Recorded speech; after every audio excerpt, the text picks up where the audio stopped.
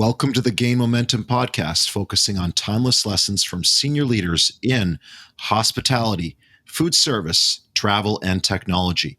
I'm joined by my co-host, Michael Cohen. How are you? I'm great. Thanks for leading on as always, Adam. We appreciate it. Awesome. And our special guest today is Dean Winter, managing partner of Swire Hotels. Dean, how are you? I'm very well, Adam. It's good to see you again. Great to be on the program. Thank you. Thanks for coming on. Quick context here for Michael and myself. It is 9 p.m. Eastern time on the Eastern Seaboard. We're both recording from the Greater Toronto area. And Dean, you are in Hong Kong. I am precisely 12 hours ahead of you. Yeah, exactly. And just adding that point of context in here, because we work in a global industry and this is a fairly common thing. It is part of the industry, is taking calls either early in the morning or late at night to work and collaborate with others halfway across the world. So, Dean, I'm wondering if you could give us some background on the relationships that exist between Swire Properties, Swire Hotels, and then the two brands below that, East Hotels and the House Collective. Sure. Thank you. Well, Swire Properties is our holding company. They are a 50-year-old quality property developer here initially in Hong Kong, but more increasingly in the Chinese mainland, and have been owners of office buildings, retail malls, and hotels during that time, and a big residential developer as well. We are the subsidiary hotel company, the sort of owner-manager model currently, where we manage with our own brands, both, as you say, the House Collective and East, a number of hotel assets within the Swire Properties portfolio. There are international operators within the portfolio as well. For example, Mandarin Oriental in Miami is wholly owned by Swire Properties, as is Mandarin Oriental Guangzhou, also owned by Swire Properties, and a number of other joint venture held hotels. So we are the owner operator of the brands. And Swire Hotels is really a kind of B2B sort of collective name, if you like, for both brands. It's a name that we try to sort of play down in the consumer world, probably much like IHG is, or that kind of umbrella company name as opposed to a brand as such. So we focus a lot on the House Collective name and the East Hotels name, and we've got these two unique brands, which I'm happy to tell you more about in this meeting. Of course. Well, let's get into our first major question here, which is, Dean, what single piece of advice would you give to aspiring hoteliers and other industry leaders?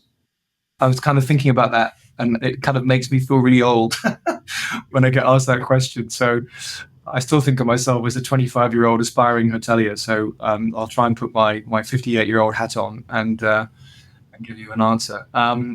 I think we're living in an increasingly impersonal world, and I think for all the reasons through these various digital devices that we rely so heavily on. And I think the advice I would give is really try to stay connected in a personal way to both employees and guests. I think that's a trait, a quality, a need, I think, that is in some risk of being ever increasingly diluted. And I think the hotel industry, regardless of where you position yourself, is going to be one of those industries where human beings can know that they can get that personal connection. And I think leaders in the industry, whether that's general managers or corporate executives or whatever, need to stay aware of that human need, I think, to keep it personal, keep it real, and stay connected to both guests and employees.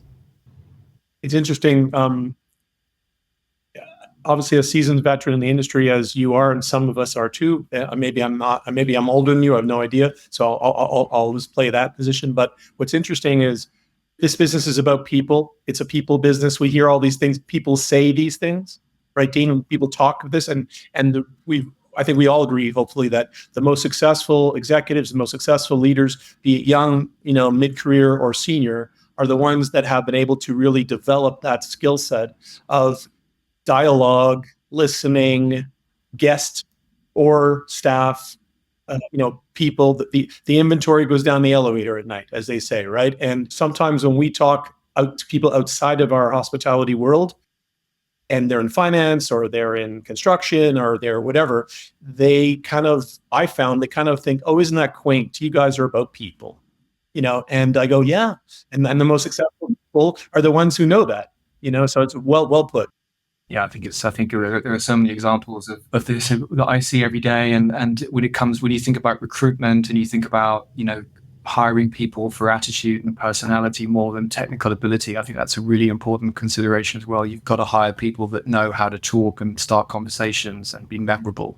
So we've always sort of focused on that very young post-grad kind of profile and hire on personality and attitude for that reason as well. It really helps. Excellent. Can you train for that?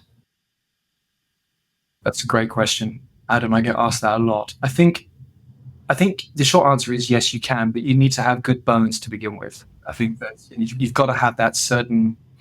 I mean, on the sort of Myers-Briggs profile, I'm more of an E, rather more of an I introvert than an E extrovert.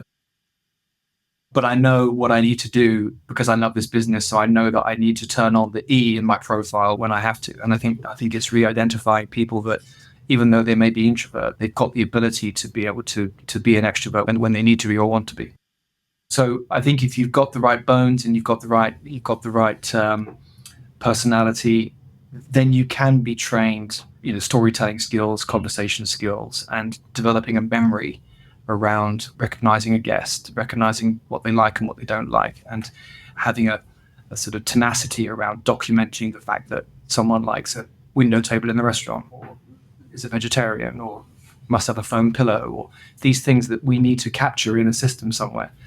That tenacity, I think, is also part of that personality and their desire to ensure that those preferences are delivered on a future visit. So those are the trainable bits. But I think you've got to work with people that have the right sort of attitude and the right bones in the first place.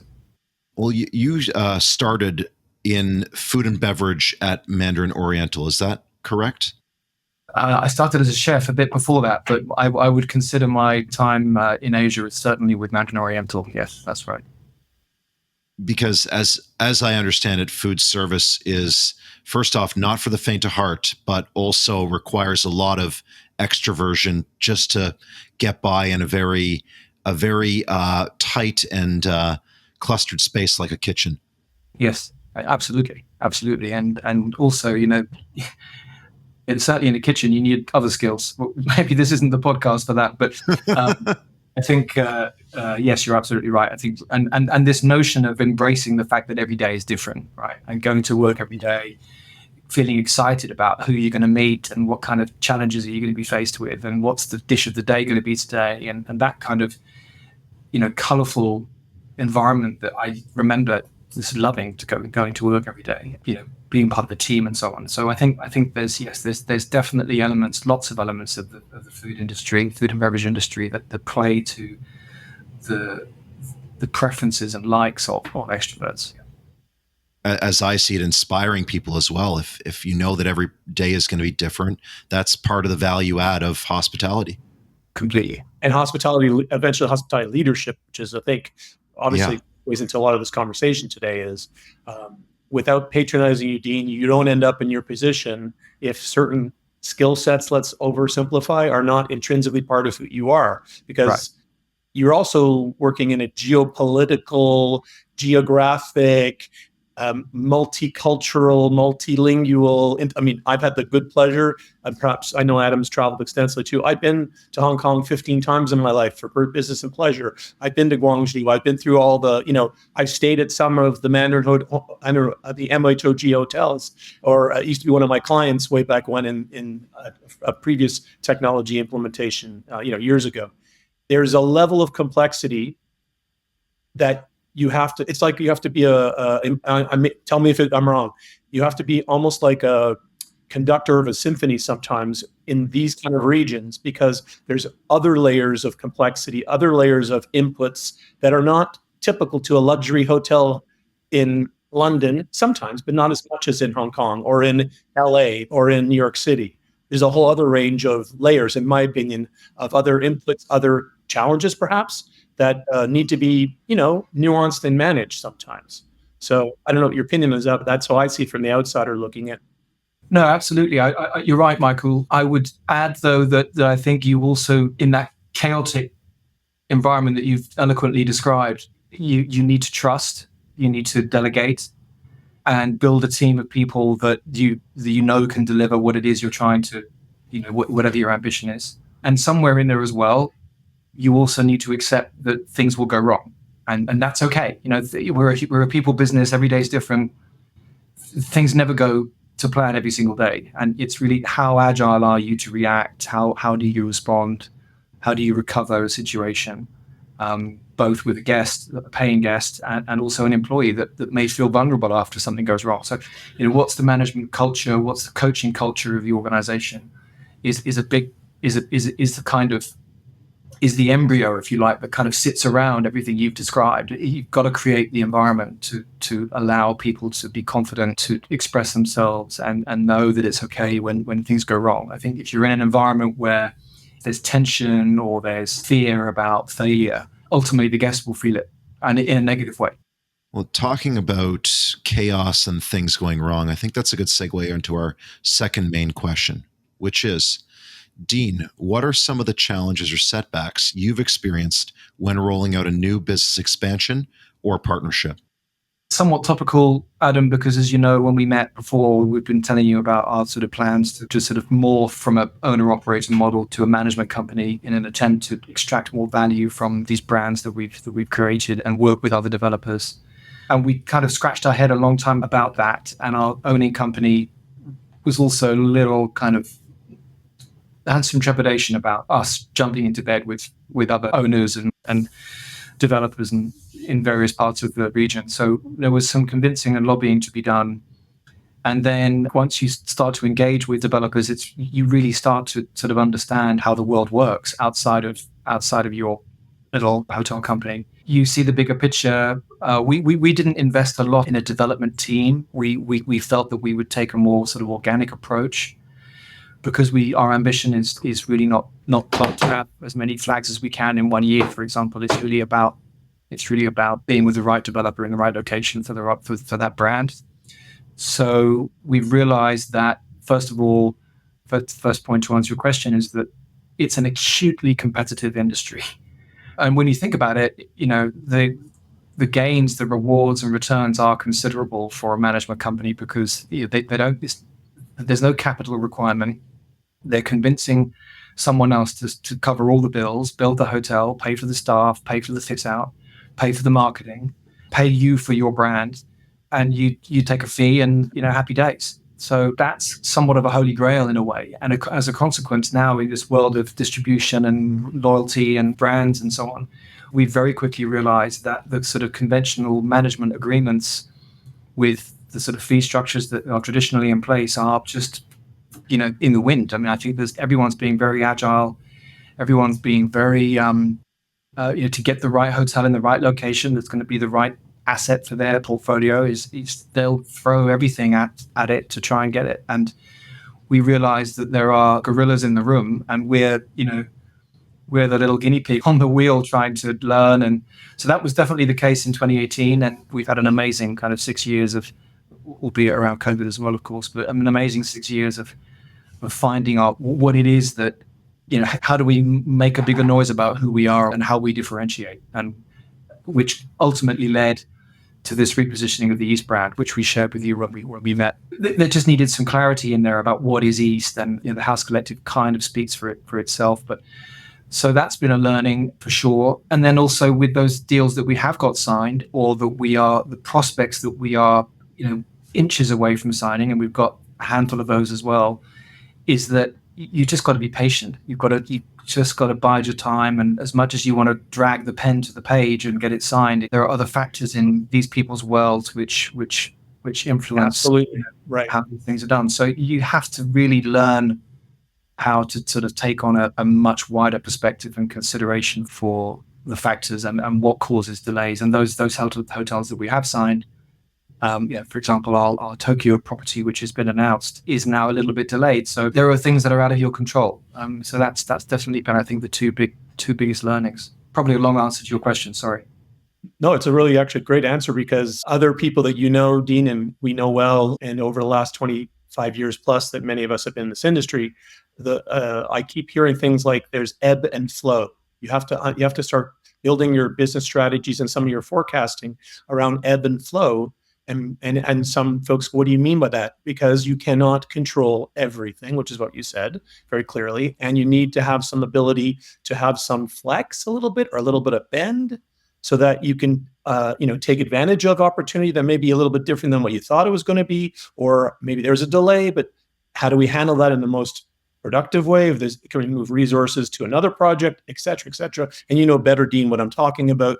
But that concept of being able to be in control, have strategy, have your targets and KPIs and forecasting goals, but be realistic in the fact that we have to have sort of multiple paths to success.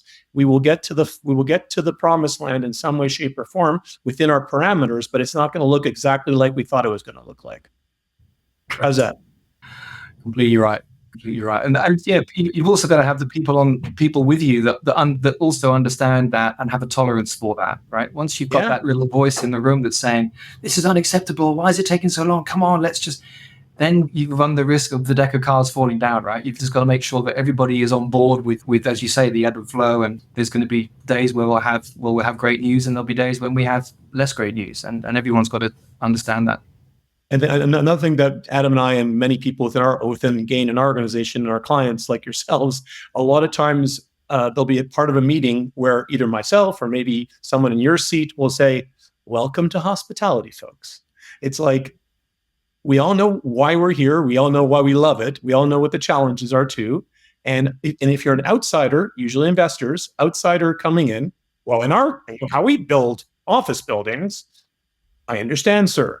This is hospitality. In any case, very familiar with those challenges, absolutely. Well, I'm wondering if we could give a little bit more context here, because we're talking about the East Hotels and the House Collective. These are luxury brands. So I'm wondering if you could unpack a little bit some of the more unique challenges that come along with building a luxury hotel brand. As we touched on earlier, I've worked for Mandarin Oriental for 14 years. Before that, I was a management trainee with the Savoy Group of hotels and restaurants, which doesn't exist anymore in London. And my first London job was at Claridge's.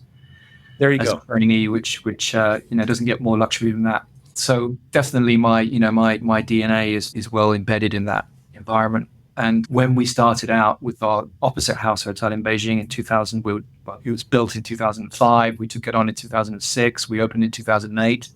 The managing director of Swire Hotels at the time was another Mandarin Oriental colleague, Brian Williams, and he and I together sort of mapped out what it was about. In fact, we didn't really even have a brand then. It was Swire Hotels, and the House Collective didn't exist because it was one hotel. And we were in Beijing, which was just a construction site pre-Olympics, with every brand and their brother kind of building and so on. So we tasked ourselves with how are we going to differentiate? How are we going to stand out? We've got this beautiful design-driven Kengo Kuma designed hotel with great rooms and so on.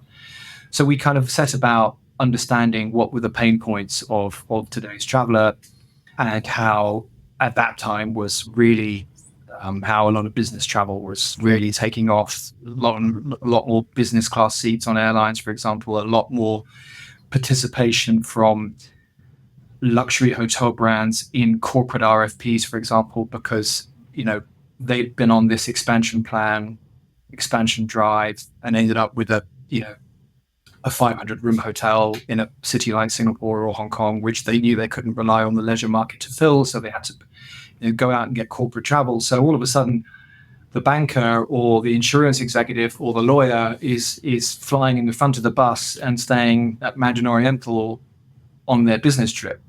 So where does that profile of US stay when they're spending their own money with their family?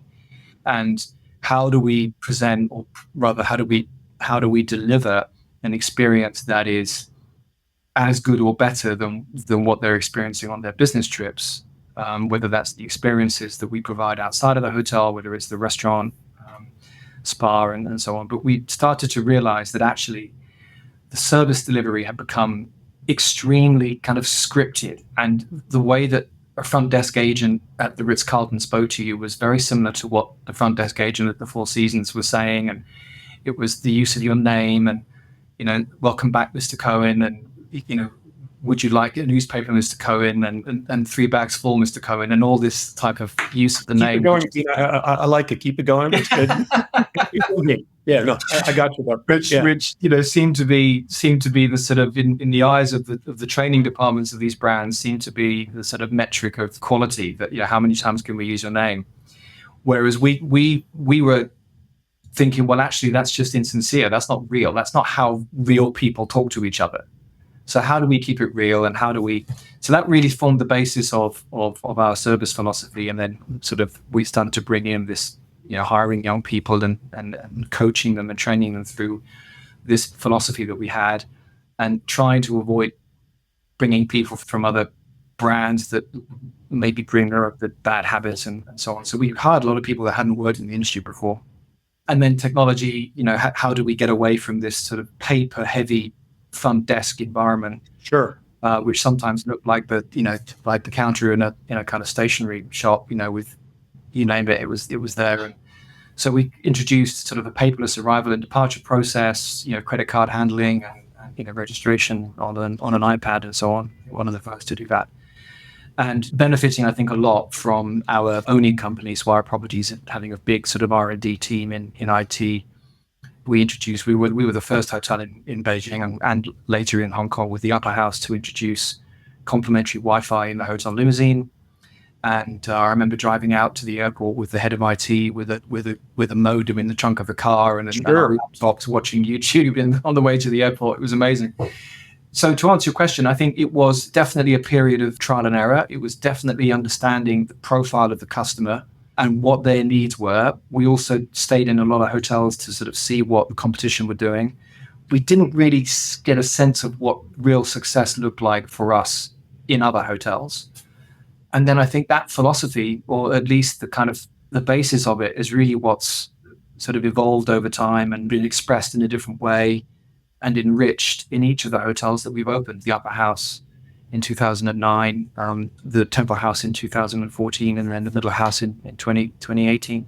So each opening, we've obviously learned what we've not been good at in the previous opening, and then technology has changed, of course, and talent has evolved, and we're very fortunate to have a lot of people that have been with us since the beginning who really expressed the brand superbly. So that's really, I think, for us, how we've carved out our luxury proposition amongst the competitive set. And I think to some extent, we're still able to differentiate for similar reasons, because I think a lot of the larger brands, in a way, have become very hardwired about what their belief is. And that's nothing wrong with that at all. It's just different.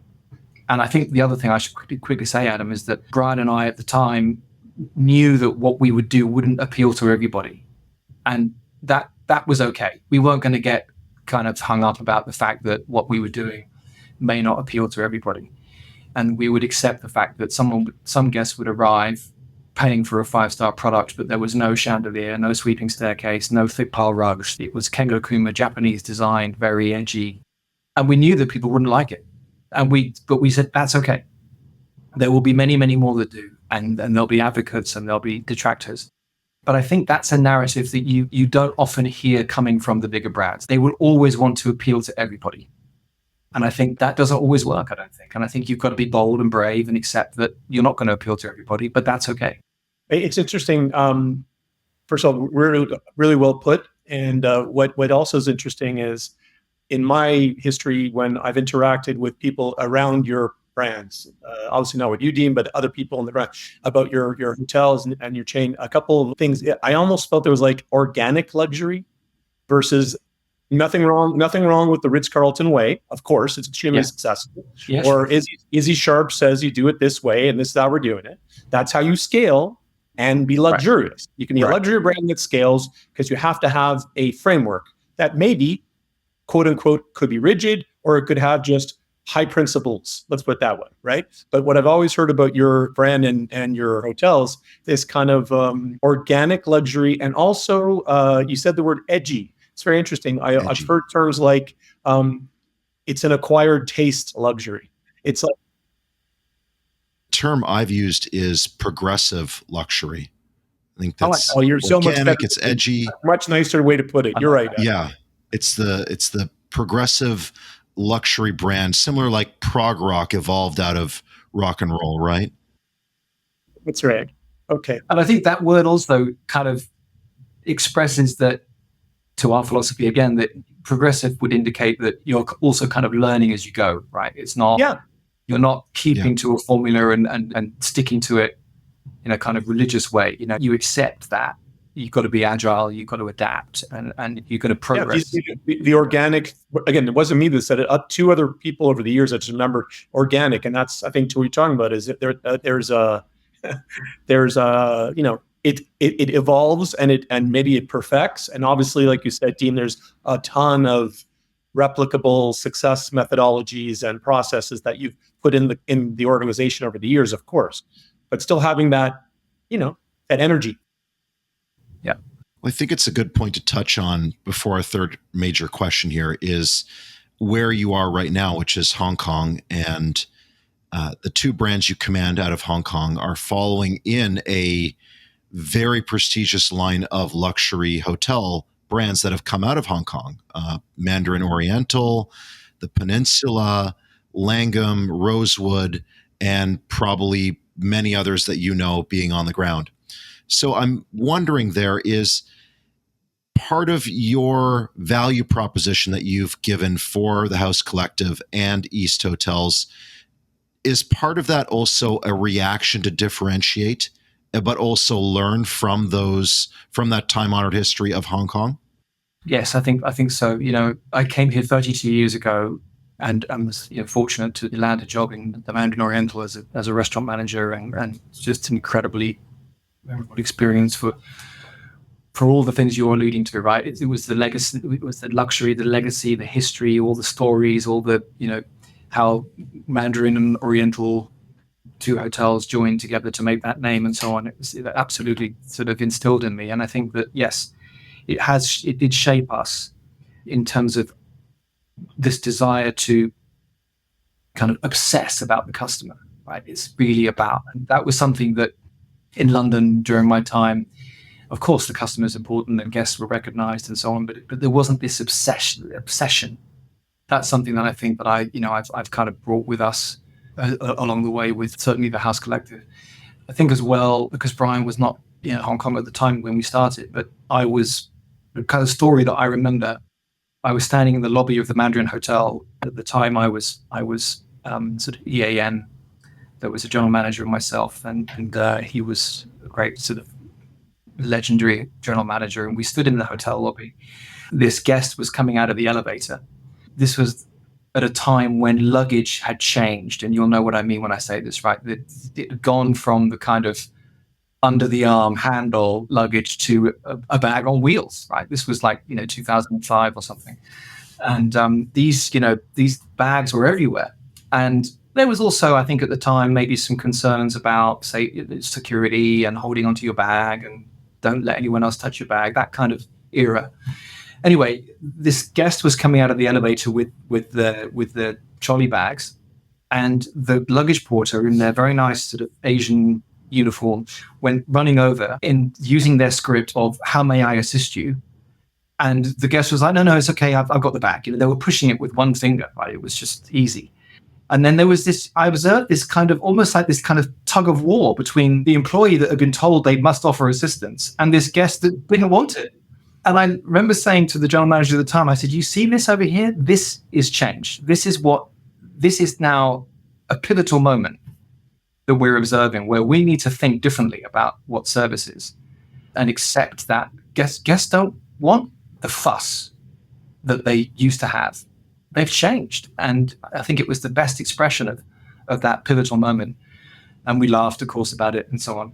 And then when it came to designing the upper house, which I was involved in, and then later was the pre-opening general manager and so on, we thought about all these moments, about script and what does the customer want, and if we could work out a way of making it easier for people to arrive and depart through the paperwork, the registration and the payment and so on. having observed, queues in the lobby of the Mandarin when people wanted to check out and so on, and recognizing that when you're leaving a hotel, 9 times out of 10, you're in a hurry to be somewhere else. You've got to get to the airport. You've got to get to a meeting. You've got to buy a gift for your wife. You don't check out of a hotel and then hang around, right? You've got to be somewhere. So why do hotels make it so hard to get out? So let's try and just eliminate that whole process through, we introduced obviously technology and a different process and so on.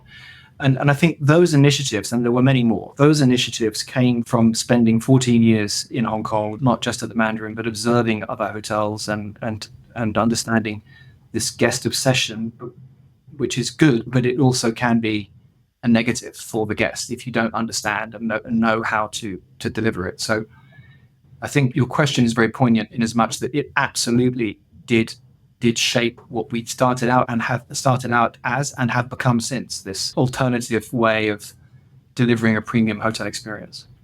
How does to cross-reference that? So let's call it regional and that intense luxury incubator, special luxury incubator of Hong Kong.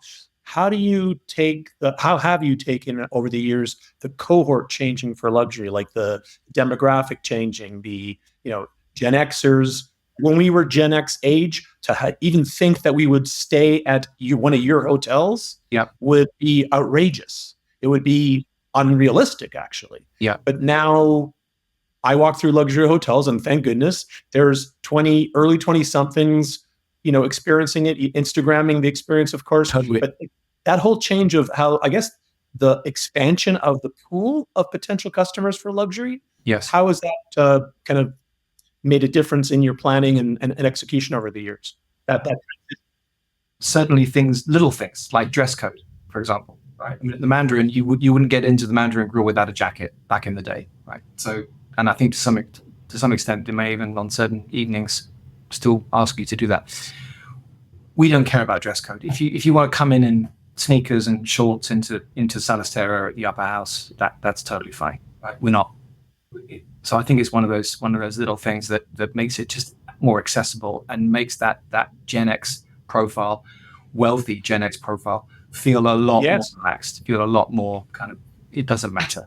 And then I think as well, this notion around being flexible, right? So whether it's the early arrival time, the late departure time, try not to have too many rules, right? I think if you say, oh no, you've got to give the room back by 11.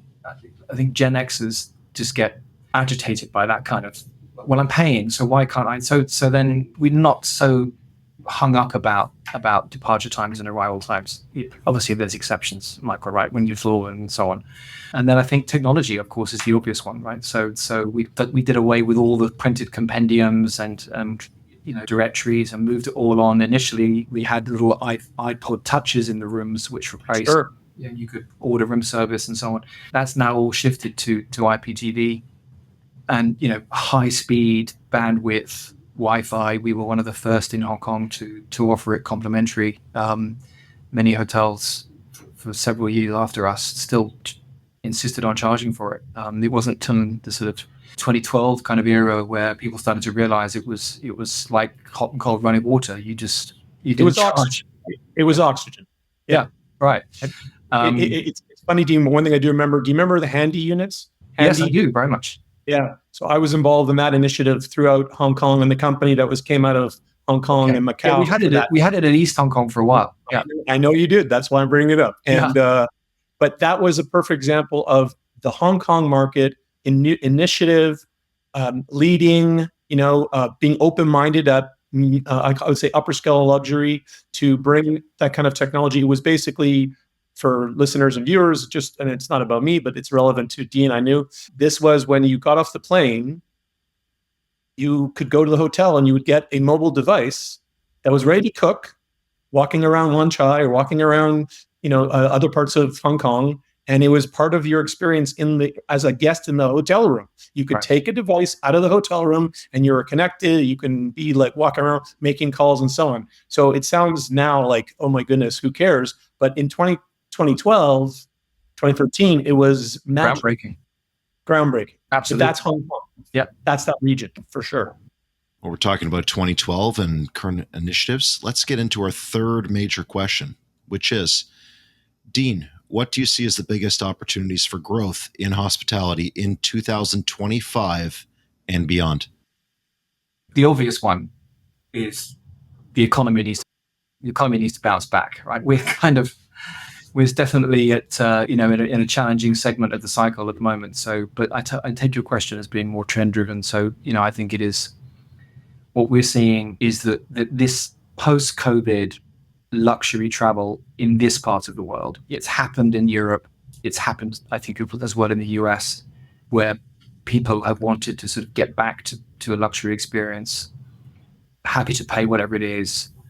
That hasn't returned to this part of the world yet. So the notion of the high net worth traveler going to China for 10 days and seeing all the sights, passing through Hong Kong, staying in suites, flying in the front of the bus with the family, that's not happening in this part of the world at the moment. So we are expecting that to change.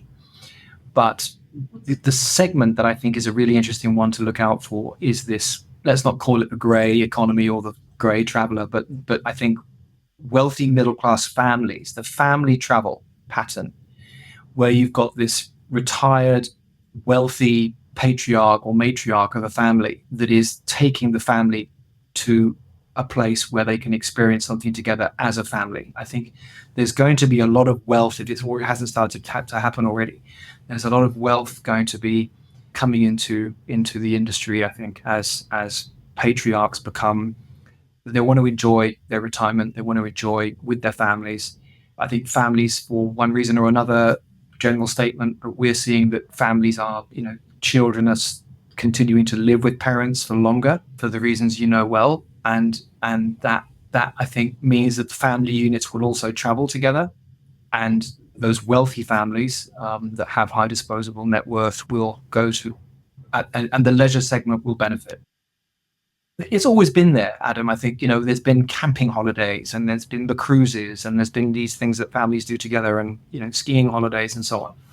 But I think that when you go and you want to stay in a luxury hotel or a luxury villa, luxury retreat, luxury safari experience, I'm talking at the premium end. Yeah, I think that is where we will see the wealthy family travel, leisure travel segment, I think, is the one that we'll see a lot of activity in the next 5 years.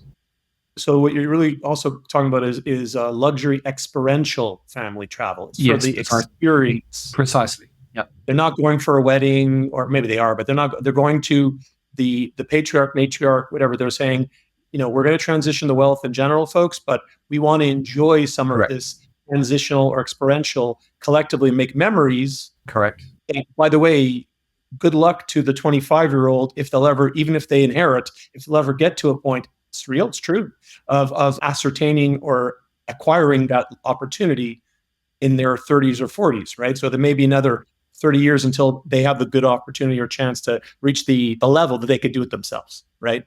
So I think that's really interesting. Even though I know we know obviously that you have hotels in Miami and that you're expanding internationally, to our global listeners and viewers, and obviously people in the industry, there is a reality of you have a Chinese customer base. There's a geopolitical reality there. I'm not looking to get in any touchy subjects that's going to shut down your internet or anything like that. The Chinese luxury traveler and the challenges economically in China, I'm sure that's part of the metadata you just were talking about. I think, is that fair? Yes. And that cycle, we've seen it, you've seen it very well. When it cycles the other way, it's massive. And I have to assume that there's planning and strategy based upon the return in some level of that kind of massive mainland Chinese, upper middle class and wealthy enjoying the spoils of travel. I'm getting at.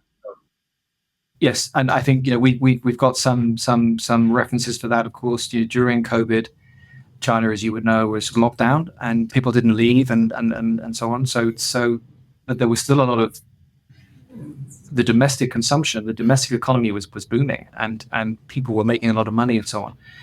So the wealthy classes couldn't leave the country for that luxury experience. So they looked for interesting experiences and hotels in the Chinese mainland. Perhaps not the kind of mainstream luxury experience like staying at a Ritz-Carlton in Shanghai, so they chose hotels like ours, like the Temple House in Chengdu. The Sichuan province has always been a favorite leisure destination for the mainland market.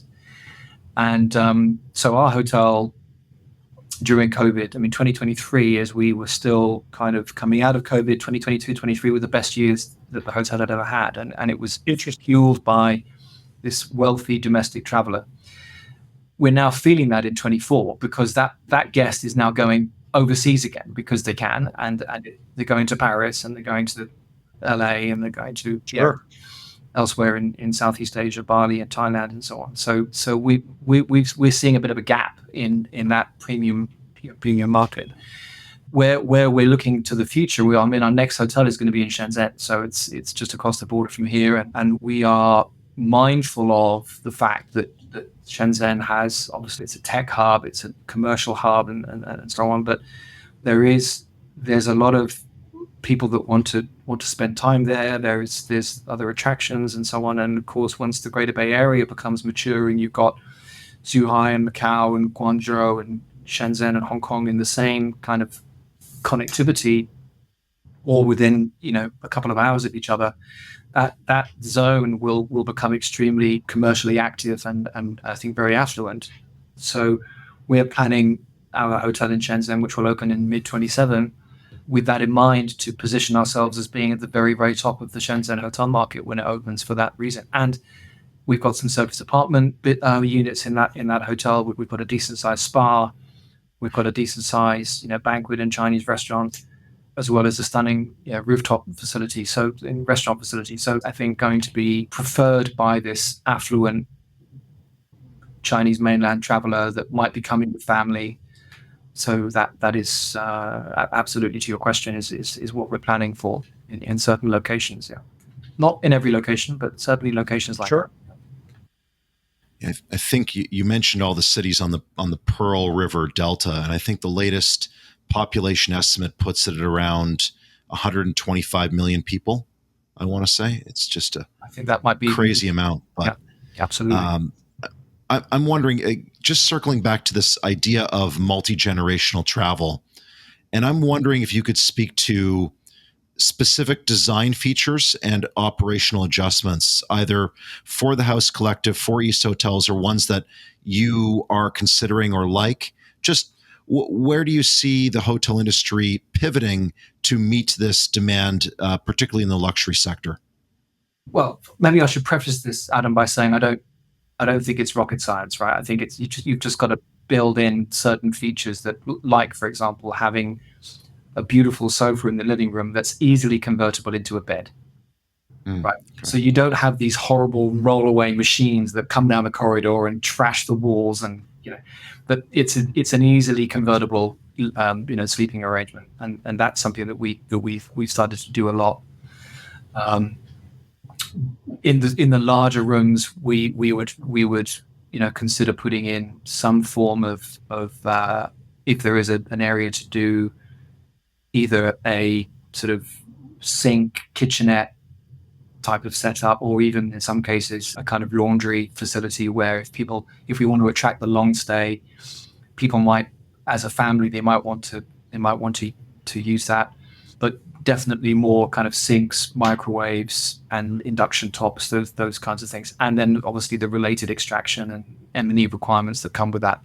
Sure. Can sometimes be a deal breaker, but that's the intent.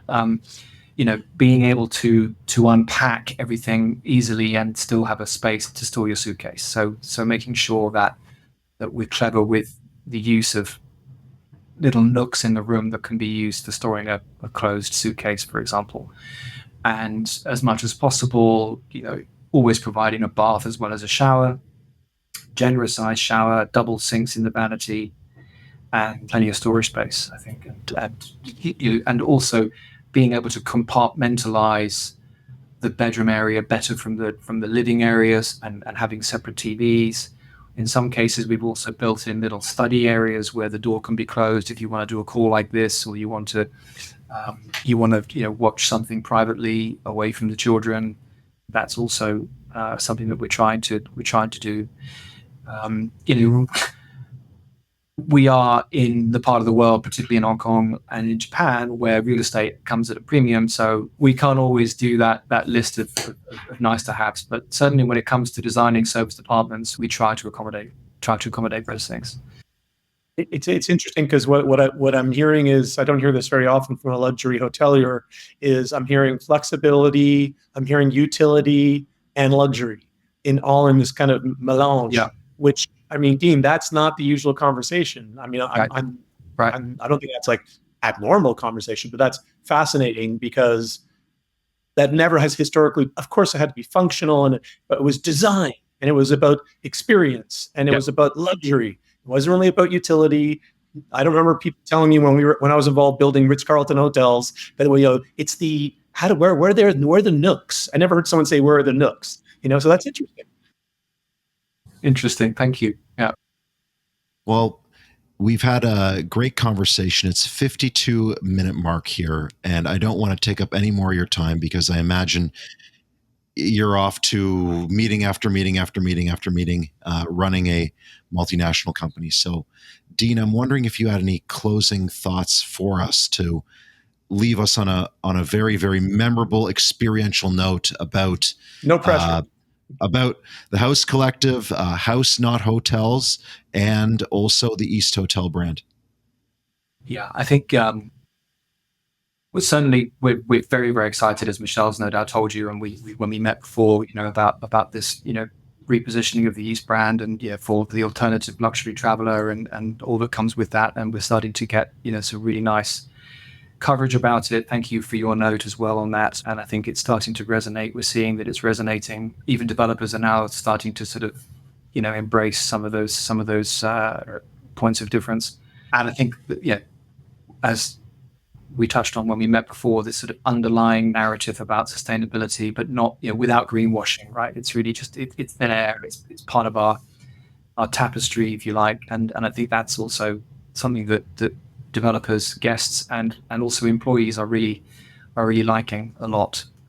And then yes, for Houses Not Hotels, which is a descriptor that we love still. Next hotel, we're consumed. In fact, right after this, I'm going to another design meeting. We're consumed by design meetings on the Shenzhen property, on the Tokyo property. We've also announced, I think since we saw each other last, a house collective hotel in Xi'an in central China, which is part of the Swire Properties. Retail development is going to be absolutely amazing. We're next to a UNESCO heritage pagoda. Xi'an is an incredible city, but we were talking earlier about being patient, and I mean, you just need to put a spade in the ground in Xi'an and work stops, right? You find a 2,000-year-old relic or something. So there's all kinds of issues with construction. But so the House Collective development pipeline, whilst modest, is really, really exciting. And the team are, as I said, we're working on these prospects for other properties elsewhere in the region, which hopefully we can announce in the next 4 to 6 months. So the outlook is really, really positive. We'll get through these slightly tepid trading environments that we're in at the moment, with the exception of Miami, which is doing very, very well. Yes, exciting, and thank you both for your questions and for meeting me this morning. Pleasure. Thank you for the full hour. It was incredible. Really great to learn coming over here from myself in Toronto and Michael close by as well, to really understand what's happening on the ground in Hong Kong. And also, of course, yes, the Miami property. I was just there last week from the recording, and it is a hotbed of activity. It is the literal epicenter of the city. It really is. Brickell is really morphed into something very special. Yeah.